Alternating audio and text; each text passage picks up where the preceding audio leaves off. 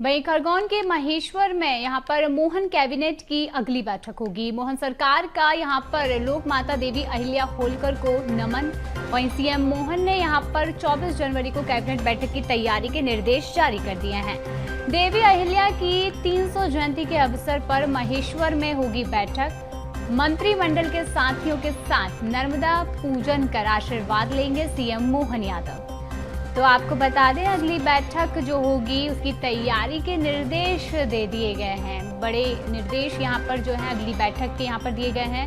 खरगोन के महेश्वर में अगली कैबिनेट बैठक होगी जिसकी तैयारियों के निर्देश अभी तक दे दिए गए हैं। और आपको बता दें कि 24 जनवरी को कैबिनेट बैठक की तैयारी जो है उसे देखते हुए यहाँ पर तैयारियों की खास बैठक को लेकर यहाँ चर्चा की गई।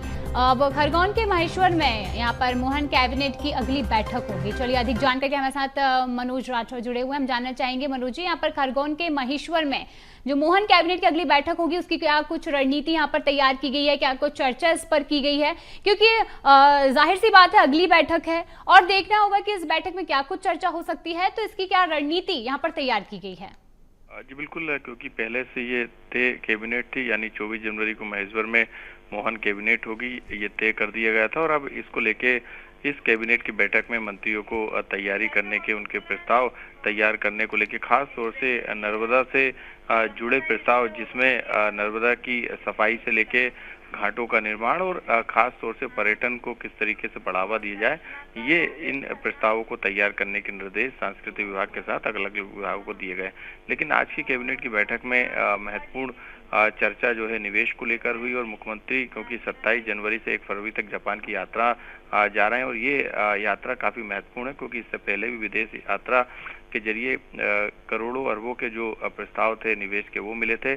क्योंकि भोपाल में 24 और 25 फरवरी को ग्लोबल इन्वेस्टर समिट होनी है, ऐसे में इसकी तैयारियों को लेकर भी निर्देश दिए हैं। और जीआईएस में इंग्लैंड, जर्मनी के साथ जापान भी जो है हमारा पार्टनर बनेगा, ये चर्चा भी की गई। बताया गया कि किस तरीके से निवेशकों को लाभ देने के लिए सरकार के जितने विभाग है वो जीआईएस होने से पहले अपनी नीतियों में बदलाव करें। मुख्यमंत्री ने इसको लेकर भी निर्देश दे दिए गए हैं। Gazette notification, Gwalior Ujjain automobile मेले को लेकर टैक्स में 50% छूट देने के लिए पहले ही निकाला जा चुका है। कैबिनेट की बैठक में इस पर भी सहमति बनी। गरीब कल्याण मिशन पर भी चर्चा हुई, जिसके तहत गरीबों से जुड़े जो उन्मूलन के जो काम है, उनके योजनाओं के क्रियान्वयन के काम है, उसको भी एक मिशन के तहत जो है करने के काम सभी विभागों को दिए गए, ताकि जितने भी इससे जुड़े काम है उससे गरीब कल्याण, चाहे आदिवासी क्षेत्र हो या फिर